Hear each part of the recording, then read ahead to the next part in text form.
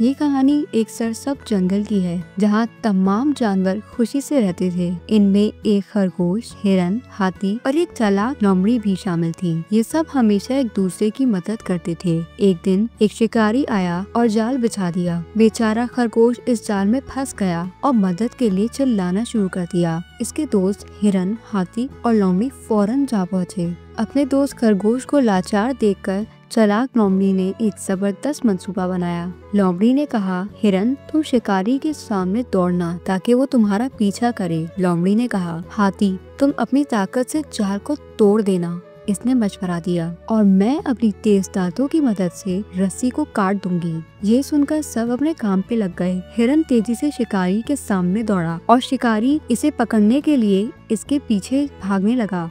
इसी दौरान हाथी ने अपनी मजबूत सूंड की मदद से जाल तोड़ दिया और लोमड़ी ने रस्सी काट दी।